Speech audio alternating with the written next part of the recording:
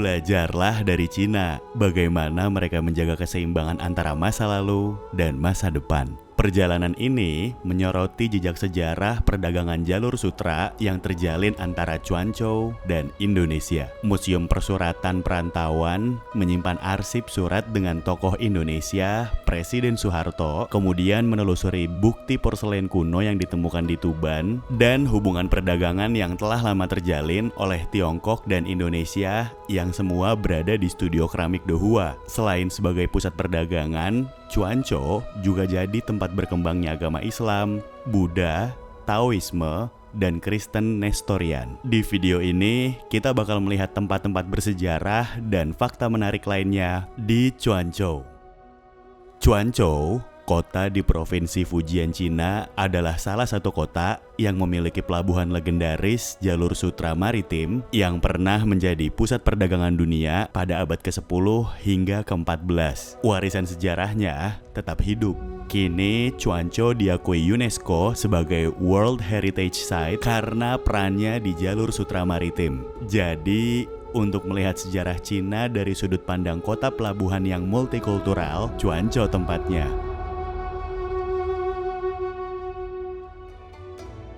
Ini dia tempat pertama, Museum Persuratan Perantauan di Cuanzhou. Di museum ini, kita diperlihatkan bahwa Cuanzhou pernah menjadi pelabuhan terbesar di timur dan menjadi titik awal jalur sutra yang menjadi pintu gerbang bagi pedagang dan perantau dari berbagai wilayah ke Tiongkok. Museum ini dibangun pada 1921 dengan beragam koleksi surat dari dan untuk perantauan Tiongkok di berbagai negara termasuk Indonesia. Saat kesini, jangan kaget karena kita bakal menemukan arsip persuratan yang terdapat gambar tokoh besar Indonesia. Salah satunya Bapak Presiden Soeharto.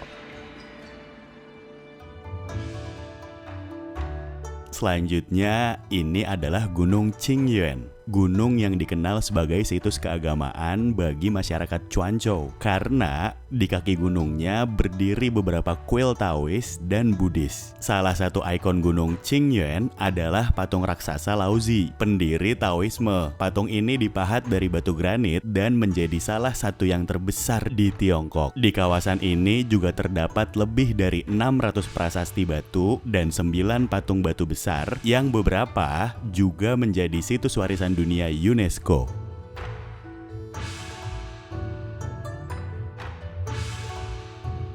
Lalu di Cuanzhou terdapat desa berusia ratusan tahun yang punya tradisi unik, namanya Desa Xinfu. Masyarakat di desa ini mayoritas berprofesi sebagai nelayan sejak tahun 960 pada dinasti Ming. Uniknya desa ini adalah wanita-wanitanya terkenal suka memakai hiasan bunga di rambut mereka. Oleh karena inilah yang awalnya mata pencaharian utama dari warga desa di sini adalah nelayan, tapi sejak sering diunggahnya konten di sosial media tentang keseruan di Xinfu, turis yang datang ke desa ini melonjak dan akhirnya bisnis kuliner dan perhotelan sekarang jadi sumber pendapatan baru untuk masyarakat desa kecil di pesisir ini. Sekitar 19 km dari pusat kota Cuanzhou, ada satu-satunya kuil manikisme yang masih bertahan di dunia. Ini dia, Kuil Chaoen, kuil yang mempunyai ambience magis. Dibangun pada tahun 1339, walau tampak seperti kuil Buddha tradisional, tapi ada beberapa elemen yang mencerminkan manikismenya. Salah satu yang paling menonjol di Kuil Chaoen adalah batu mani, pendiri manikisme yang dikenal dalam tradisi Tiongkok sebagai Buddha Cahaya. Patung ini punya ciri khas rambut lurus yang terurai di bahu dan janggut, berbeda dengan representasi Buddha pada umumnya. Next, di Cuanzhou kita juga bisa ke jembatan Anfing. Dibangun sejak 1138 dan terbentuk dari granit blok, jembatan ini punya total panjang sekitar 2 km. Lalu sempat jadi yang terpanjang hingga 1905. Jembatan Anfing ini berperan penting dalam menghubungkan pusat produksi keramik dan besi di pedalaman dan kota pelabuhan Cuanzhou. Desa ini berdiri sejak masa dinasti Ming, tepatnya pada masa pemerintahan Hongwu di tahun 1368 sampai 1644. Arsitektur di desa Wuling ini mencerminkan perpaduan budaya yang kaya dengan bangunan yang menampilkan gaya Romawi Gotik. Keberagaman ini merupakan hasil dari pengaruh para perantau yang membawa budaya dan gaya arsitektur yang mereka temui di perantauan. Desa ini juga memiliki kaitan dengan orang Filipina melalui sejarah perdagangan dan migrasi yang menghubungkan keduanya sejak zaman jalur sutra laut dengan interaksi dalam perdagangan barang dan pertukaran budaya. Kemudian kita ke Museum Maritim Cuanco. Didirikan pada tahun 1959, ini adalah museum pertama di Cina yang didedikasikan untuk mendokumentasikan sejarah maritim dan hubungan luar negeri Cuanco. Sebagai pusat perdagangan maritim pada masa dinasti Song dan Yuan, di sini kita bisa melihat artefak bersejarah mencangkup berbagai artefak seperti keramik, batu nisan, prasasti batu, dan diorama yang menggambarkan interaksi budaya. Lalu ada animasi yang menggambarkan kehidupan di Cuanco di masa lalu, termasuk kesibukan jalur sutra maritim. Salah satu koleksi paling terkenal di museum ini adalah bangkai kapal dinasti Song yang ditemukan di Cuanco.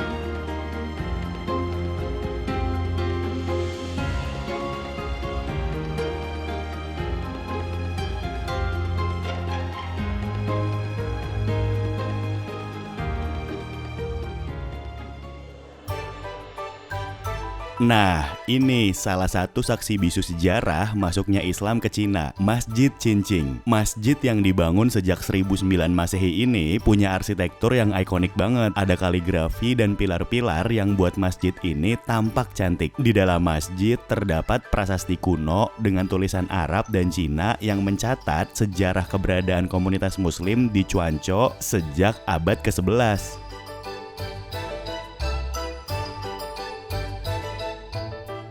Selesai dari Masjid Cincing, kita pindah ke salah satu kuil besar di Cuanco, Kuil Kaiyuan. Berdasarkan catatan sejarah, kuil ini dibangun pada tahun 686 Masehi dan sebagian besarnya pernah musnah akibat dari pemberontakan pada tahun 1357 sampai 1366 yang selanjutnya dibangun kembali saat pemerintahan Kaisar Hongwu dan Yongle pada dinasti Ming. Yang menjadi ciri khas kuil ini adalah pagodanya yang punya tinggi 44 meter dan kedua pagoda ini dihiasi dengan ukiran relief yang menggambarkan cerita-cerita Buddha. Selanjutnya, kita akan ke tempat hiburan yang juga kaya dengan sejarah. Ini tempat pertunjukan boneka Cuanco. Warisan budaya ini memiliki sejarah 1000 tahun dan merupakan salah satu bentuk pertunjukan boneka tertua di Tiongkok. Pertunjukan boneka ini sangat populer karena kerumitan penggunaan bonekanya. Pada satu boneka terdapat 16 sampai 30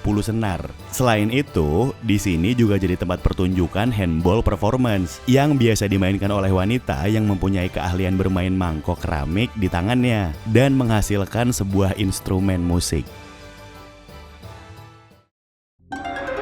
Dan ini adalah Luoyang Bridge, salah satu jembatan kuno paling terkenal di Tiongkok. Dibangun lebih dari 900 tahun yang lalu, jembatan ini merupakan salah satu prestasi teknik tertua dalam sejarah arsitektur jembatan di Tiongkok. Sepanjang jembatan terdapat berbagai patung batu, ukiran naga, dan prasasti kaligrafi yang mencerminkan budaya dan seni pada masa dinasti Song.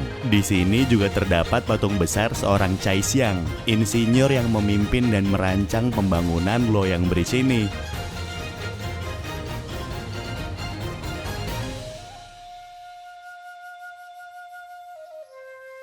Next, kita ke ladang dupa Kwisingyen. Daerah ini memang terkenal sebagai penghasil dupa yang akan dijual pada pasar nasional atau internasional. Pabrik-pabrik dupa di sini telah melestarikan teknik kuno dalam pembuatan dupa yang masih digunakan dalam praktik keagamaan dan budaya hingga saat ini. Di sini kita bisa belajar bagaimana memproses dupa hingga praktik untuk membuat dupa sendiri. Bagian serunya, di sini kita bisa mencium wewangian untuk aroma dupanya. Jadi, kita bisa mencium dan membandingkan aroma dupa seperti cendana, gaharu, atau dupa herbal.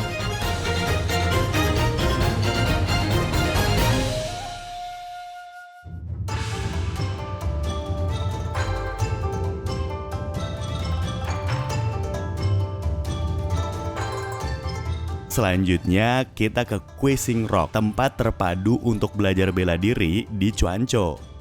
Untuk laki-laki, di sini akan diajarkan berpedang, tapi untuk perempuan akan diajarkan cara crafting tenun tradisional. Di area ini juga ada perguruan lain. Di salah satu tempatnya, kita bisa mencoba untuk pakai baju Shaolin dan mengenal juga belajar jurus-jurus yang dipelajari di sini. Ada jurus yang hanya dengan tangan kosong dan juga ada jurus yang menggunakan senjata.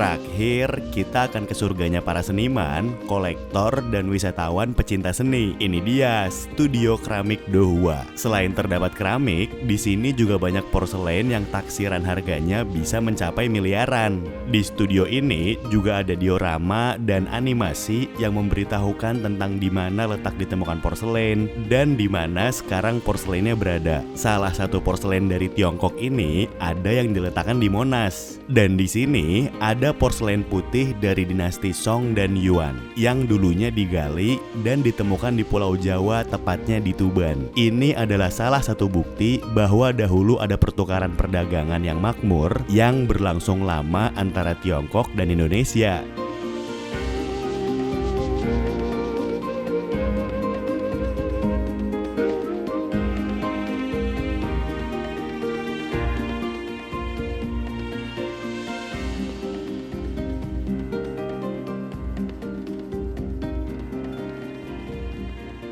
Chuancho adalah destinasi kota yang kaya akan sejarah, budaya, dan keindahan alam. Perjalanan ini telah mengajak kita untuk menjelajahi dan mengenali berbagai tempat menarik di Chuancho, sekaligus mengungkap jejak bukti yang menghubungkan kota ini dengan Indonesia.